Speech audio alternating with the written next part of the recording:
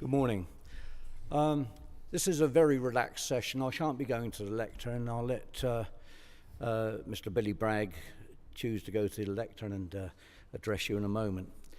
What I want to say is that the LGA has pushed for devolution. That's not just the powers that go with it, but it's also the financial aspects as well. I know that our guest speaker this morning has got his views on devolution and indeed other areas of regionalisation, etc. And I feel that what we need to be looking at this morning is devolution, possibly a little bit on where we're going and how we're going to get there. You know that today the LGA is launching new research into tourism and how we can boost tourism through devolution, through other means as well. So I'm not going to say too much because we've only got half an hour, and half an hour of the man on my left speaking is going to be a damn sight better than Ian Stevens from the Isle of Wight, which is just over the water if you look when you go outside. A good place to visit, and it's also a good place for me to plug. A wonderful place. I'd like to say that our guest this morning, Billy Bragg, has supported all sorts of, can I say, worthy call. I did backstage, Billy, but now I'm going to say worthy of support. And I can tell you, it's, over the years, it's not just a flash in the pan. The man's been there, done it, and taken things forward in the appropriate fashion. So he's written in support of new federal arrangements between the nations in the UK, which he no doubt will enlarge on. I think that with no further ado, I don't need to boost an introduction to Mr. Billy Bragg. I'm going to pass it straight over. He's a novelist, he's a campaigner, he's a supporter. He's been around the block many, many times, and he knows what he's talking about. I'd like to introduce you to Mr. Billy Bragg.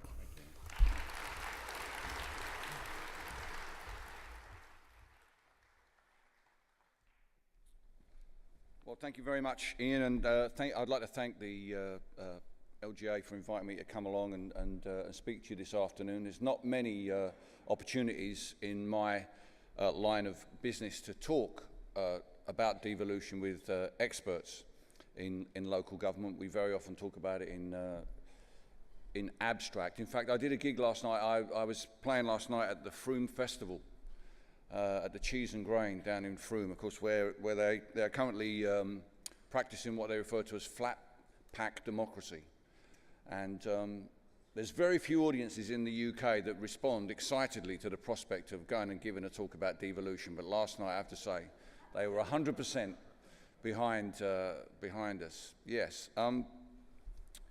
Well, the opportunities, as I say, to discuss this in rock and roll are far and few between. But there are times when politics does interrupt into our daily business of doing gigs. You're probably aware that the Brexit result landed on the first morning of Glastonbury Festival. I was trying to find myself a cup of coffee, walking through mud that was akin to crunchy peanut butter, trying to find a decent cup of coffee there. And I came across, I run a stage at Glastonbury called Left Field, where we have debates, and I try to encourage a younger generation of politicised singer-songwriters to come and perform. So it's not just a load of old geezers going on about how great the Clash were and all that kind of stuff. It's not hard to find those people at Glastonbury. But and I came across one of the artists who was going to be playing this weekend, and he was clearly in shock at the result. I mean, he had his head in his hands, and I thought, wow, he's taking it really hard. And I sort of, brought him a cup of coffee and said, look, man, it's not the end of the world. We'll find a way to work through whatever. He says, Bill, he said, you don't know. He said, you've got to remember these are songwriters who were in some ways politicised by the Liberal Democrats turning tail on tuition fees. So they've been engaged since then, and he was bereft because half a dozen of his songs mentioned David Cameron, and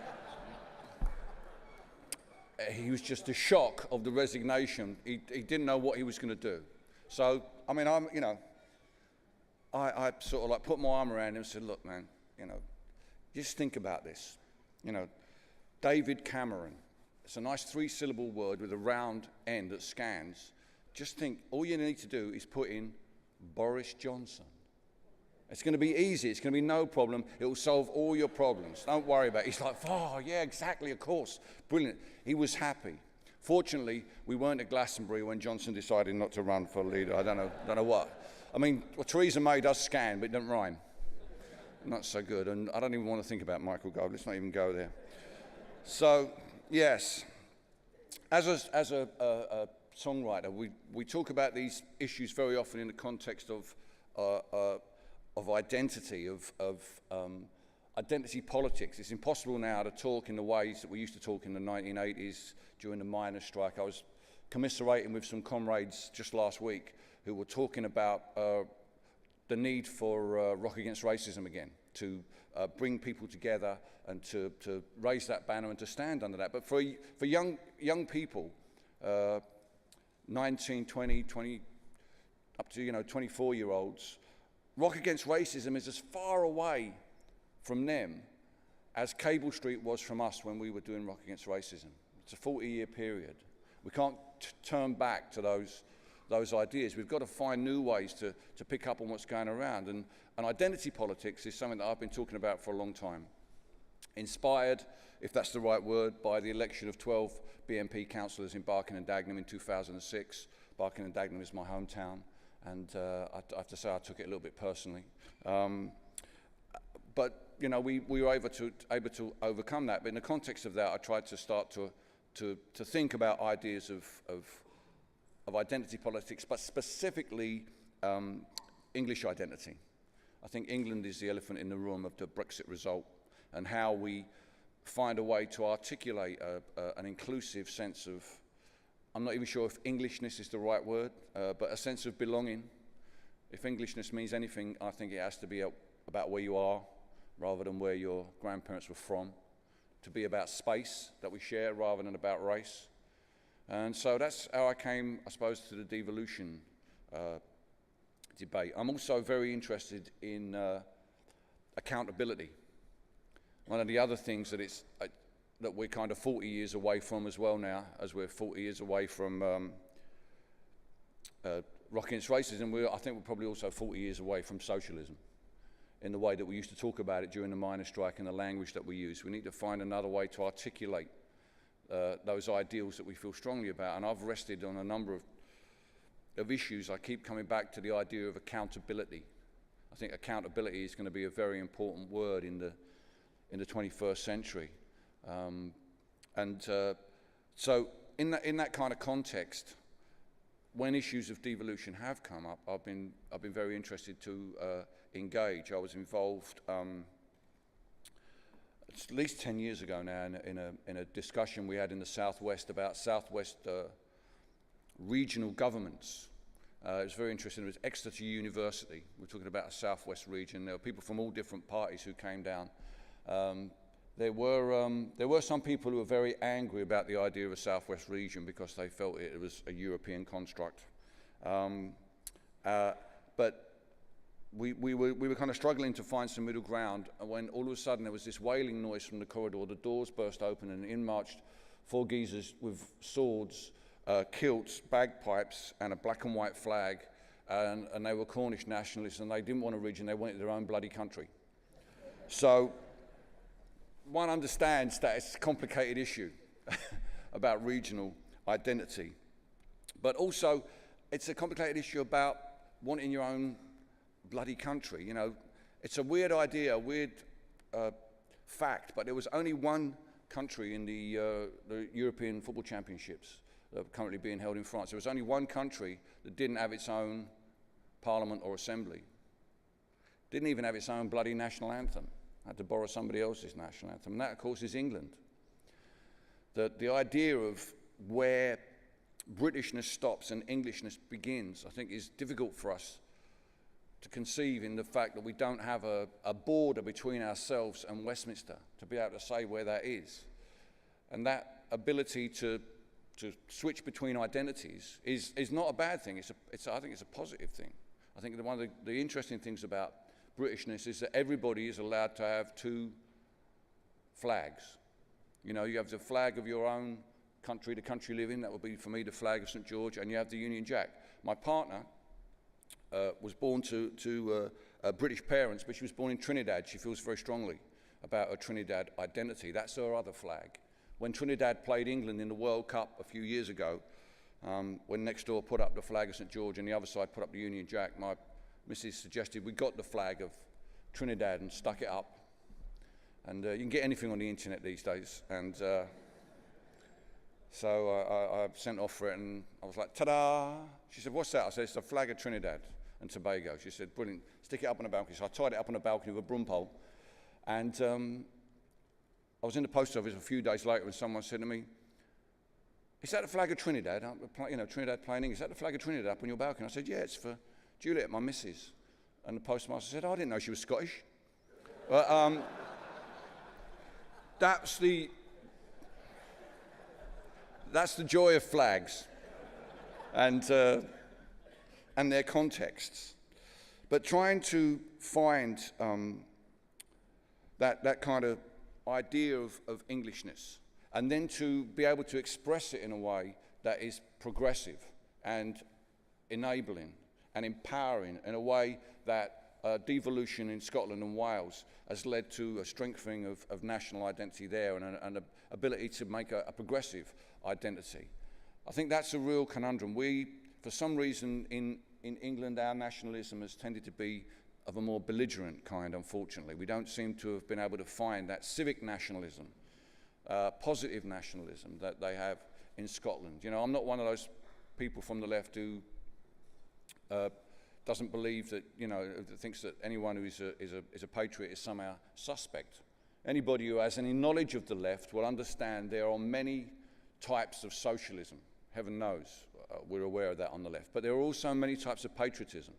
There are different degrees of patriotism that manifest in different things. Identity is fundamentally a personal construct, but it can find a greater expression if it's given vehicles to do that, if it's given a stage on which to do that. The Scots have been given that stage, the Welsh have been given that stage, the Northern Irish have been given that stage, but the English have not been given that stage. Now, you might think to yourself, oh, this is easy, we'll just get an English Parliament. But there's a problem with having an English Parliament. And that problem is explained in one word, and that word is London. The power of London and the southeast around it would be amplified, I believe, in an English Parliament. It would make the imbalances that we already have between the regions and the southeast and London even greater. So then the question, you have to start thinking to yourself, would it be possible to have regional assemblies, to have some means of devolving power away from the centre? I have to explain this to people. I know I don't have to explain it to you that we live in one of the most centralised states in Western Europe. And the ability to get real power down to a local level it seems to me, one of the great difficulties involved in local government. So the idea of using regional assemblies or thinking about regional assemblies does seem to be growing. People are talking about it. People in the Labour Party are talking about regionalism. I think they recognise that England would unbalance the devolution settlement to have an English Parliament in the same way that there's a Scottish Parliament and a Welsh Assembly. But if we are talking about regional assemblies, if we are going to think about regional assemblies, then let's not pussyfoot about. Let's not offer something weak, nothing more than a glorified quango that was offered to people in the northeast a few years ago. If we're going to offer regional assemblies, let's send real power. Let's send Holyrood-style powers down to our region to allow them to raise money and spend money where they are, to allow them to a larger also some way of coming together in a larger amalgam, perhaps replacing the House of Lords, that enables them to work together to rebalance away from London and the southeast. I live in the southwest here. There are many things we have in common with people in the northeast and the northwest, that we could work together on those issues if there was a forum or a upper house of regions and nations where we could work together on those things. The problem people keep telling me about is that there is no regional identity. Well, identity and ideas of identity are in flux. When I first moved to the southwest, it was only 16 years ago. Dorset didn't have a flag 16 years ago, nor did the other counties around us. But when the Cornish kept flying their flag and waving it at us and telling us they wanted their own country, everybody else thought, why haven't we got a flag?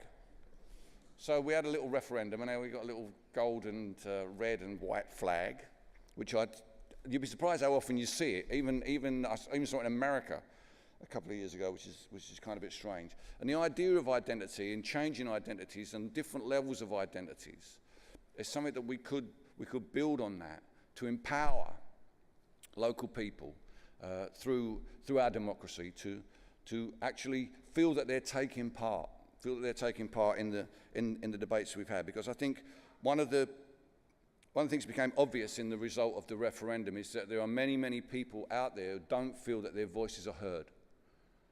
And that's one of the problems that we have, particularly in England.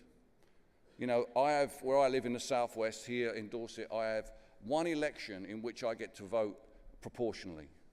And that's just been taken away from me. That's the European election. The rest of the time, my vote goes in the bin. The Tories have been in power in West Dorset since 1886. What's the point of me turning up to vote? Now, I come from a place in East London, Barking, where Labour have been in power since 1931, since the borough was carved out of Essex. And don't tell me there aren't any Tories in Barking and Dagenham, because some of them are my in-laws. And Christmas can be very exciting in that way. And it's just as outrageous that their votes go in the bin in Barking and Dagenham as my votes go in the bin in West Dorset. Now, there's a straightforward way to reform the way we vote to make it more proportional, but that still keeps power at Westminster. The question is, how do we bring power down to those people in the English regions and provinces that don't feel that their voice is heard? And this can't just be done on a city level, you know? It can't just be imposed from Westminster. If people have already voted that they don't want a mayor, making them have a mayor is not really the most democratic and accountable way to go forward. We've got to engage with these people. You know, we've got to find a way, thank you, we've got to find a way to engage them and bring them forward. Because, you know, one of the saddest things about that weekend at Glastonbury was that we had a small moment of a small memorial to Joe Cox, who'd just been murdered that week. We came together on the day of the referendum, actually, and the tragic irony of coming together to remember someone like Joe on what I think we'll look back on as being the most divisive day in our post-war history. And I think from that result and from the ideas behind some of the people in that result, we're left with a choice. Those of us who believe in community and believe in accountability, we have a choice. And the choice is we can either go with that vote and build walls and separate people and keep some people out and some people in, or we can do what our grandfathers and grandmothers did in order to make communities. And instead of build walls, we can build houses, we can build schools, we can build clinics. That's what I think we would like to do. Thank you very much.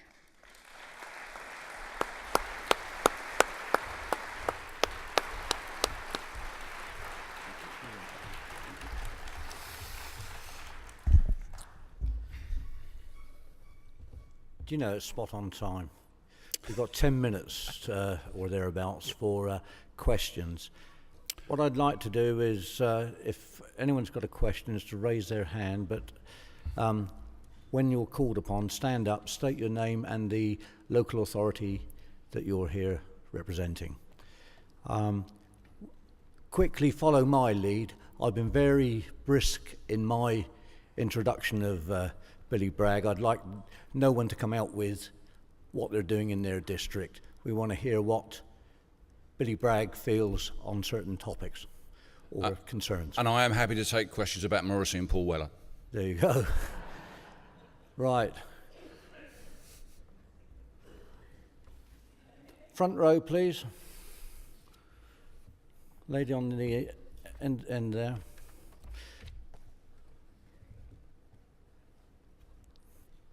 Thanks. Anne O'Bain, Liverpool City Council. I consider myself to be British, a European, but most of all a Scouser. And I think that the North West has a very clear identity. Lots of us are looking at our Irish connections now and our passports to make that, you know, Liverpool part of Ireland. But I think if you look at what's gone on in Holyrood, actually the SNP have centralised powers much more so. And what we need to be doing is bring the powers down from central government, but making sure that local authorities have much more power and control. We know what's going on in our communities. We're at the heart of everything, and that has to be something fundamental. So if we're looking at regional organisations, it has to be about from central government, not from local authorities. Thank you. We're going to take two questions at a time. Just to the right, just to your right here, another lady in the front, just to make this speedy with Thank you very questions. much. Marianne Overton, Lincolnshire County Council. I just want to pick up the issue about regionalisation. I got the impression that you thought the power should come to regions, whereas actually what we've been asking for is for it to come to our local authorities rather than creating any new layers of structures. Thank you. Thank you. Well, I'd like to address, if I can address both your questions. With regard to the Holyrood model, the reason why I think that's a good example is because most of the English regions, apart from London and the North East, are around the same size as Scotland. And what we need to have, I think, a proper regionalised government is to have a big enough tax base that regions can support themselves, rather than sending money to central government to be able to keep some of that money. So I accept what the SNP have done there, and I don't think it's a particularly a good thing. But when I talk about Holyrood-style powers, I mean, it's giving regional assemblies the ability to run their own affairs and to make people feel that they have a say in the way that their region and their country ultimately is run. One of the downsides, big downsides of globalisation is the sense that things are happening beyond people's control. You know, that take back control slogan was very, very powerfully used by Brexit campaign. It's a shame they won't apply it to the House of Lords and to the proportional representation and to local government as well. Right. More questions. I see a hand up in the centre. Just there, yes. Thank you. Andrew Stringer, Mid-Suffolk District Council and Director of the John Peel Centre. Oh, Billy. Fabulous. Do you think there's a big part for arts and heritage to play in regional identity?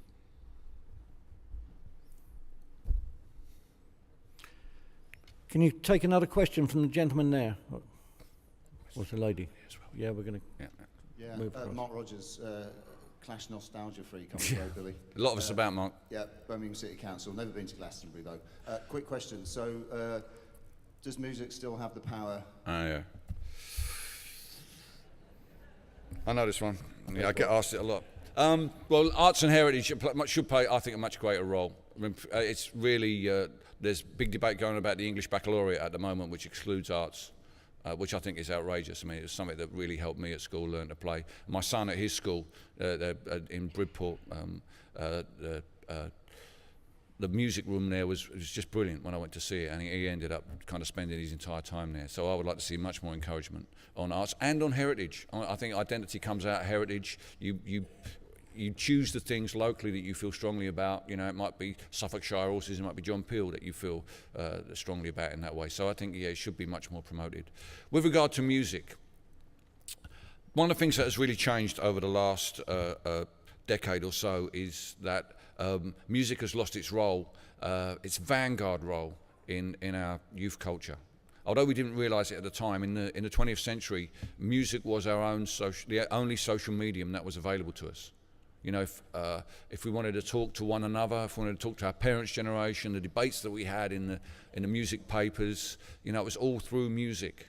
And when I was 19 years old and I was angry about the world, the only medium available to me from my background was to get a guitar, learn how to play it, write songs, and go out and do gigs. And, you know, now, of course, if you're 19 years old and you're angry about the world, you can tweet about it, you can get on a Facebook page and start a campaign. You can make a film on your phone, you know. So that's good because more people then can speak, which is very, very positive. But it has a downside. The downside to it is that no one is ever going to invite you to tour the United States of America reading out your tweets. So there's that negative. And the other thing is that's really important, and this was something that was both important last night and at Glastonbury the night I played after the Brexit result. There's not many opportunities that you have to get together and express your emotions communally. You know, obviously at football you can do it at a sporting event, church in some ways, but at a gig there's a sort of certain communion that you get at a gig, particularly, you know, and particularly the night of the Brexit result. I walked on stage, you know, I play Friday night at Glastonbury every year. That's what I do. That's my spot on the left field. I walked on that night. The audience made a noise they normally make when I walk off, and I thought, okay, it's going to be one of those gigs, you know. And they were so. There's a huge amount of emotion in the audience, and what music can do, and this is the thing that hasn't changed, and why music came to be a social medium in the 21st century, is that music can just touch on that one moment where everybody gets to express how they feel about something. And that little Brexit gig, you know, there's only about 1,200 of us in the tent, but there was so much emotion in there because we all felt wound up about what had happened, and a good gig can allow you, the person on stage can be a lightning rod for that. But the catch on that is the person on stage can't do anything about it. Only the audience can change the world, and that's the way it always has been, and that hasn't changed at all. Thank you. Another two questions quickly, and I'm going to go up the back if I can, please. Take some of these on the back. And quickly, thank you. Hi Billy, Councillor Matthew Patrick, North East Lincolnshire Council. You briefly touched there on the issue of PR, and I just want to have some further thoughts for yourself on that matter, because I'm quite a staunch believer in first past the post. Whenever someone talks about PR, there's always this sort of platform of it will be more representative of how the electorate actually votes in the country, and I can perfectly accept that. Aside from the fact that if we have a system of PR, it could fundamentally erode the direct relationship between our representatives and those we represent by having a cluster of representatives representing a larger area. Also, what it could actually result in is a far more difficult system whereby it's quite complex to actually realistically believe that a single party could form majority government, meaning that after an election you've got a whole cluster of minority parties who actually do some backroom deals and end up forming a government that no one actually voted for. And also, conversely, you might end up with a situation where a government might fall out amongst themselves, more backroom deals, and you have a complete change in government without the electorate being consulted at all. How does that really reflect on actually taking more power from the centre and distributing it to the periphery? Well, we're about to change Prime Minister without the electorate being asked in any way, aren't we? So that, I don't really think that's a necessary, you know, and the idea that the government works without backroom deals, you know, I think we're beyond that. And the idea of the present government that we have, which have a majority on only 24% of the support of the electorate, I think that shows how out of touch we are. And you only have to look at you know, one of the great things about the referendum is that the London media have bothered to go out to places where they never ever go and ask people because they don't know. You know, their entire response of the London media to the Brexit result has been what we call on Twitter WTF. And they've been sending people out to these nether regions of the country where they never go. To ask people, and when you hear what they have to say, it's a sense that their voice is never listened to. The thing about the referendum was it made everybody's vote the same, and that doesn't happen very often in our democracy. And when it does happen, people realise that their vote actually counts, so they actually turn up and do something about it. They feel that rather than turning up and the same person's going to win, 80% of us live in constituencies that never change hands. As a result of that, the parties aim on those Middle England, middle class constituencies where they're marginal constituencies and everything's poured into there.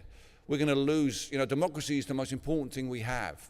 You must know that, you must know that. And we're in a difficult time at the moment. You know, there are people who are saying we should overturn the referendum because they didn't like the result. I didn't like the result, but I don't think we should overturn it. It's people saying we should throw out the leader of the Labour Party without an election because they don't like the way he is. You know, turning our back on democracy is very dangerous. And I know it's complicated, and I know we'll still run into the same problems, but I've always believed you can never have enough democracy.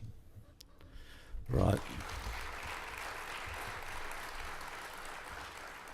It's my job to sum up this session now. I was going to ask for a couple of more questions, but I think that, you know, we could be here for We could.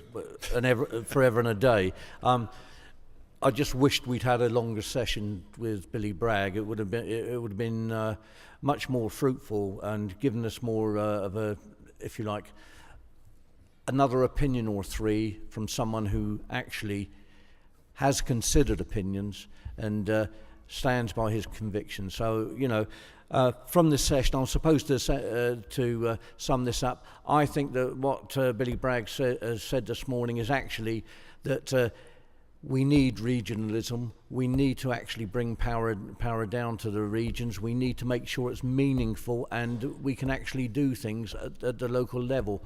I think that's what it's all about. I think it's empowering our people, empowering our communities to actually drive forward change and positive change at that.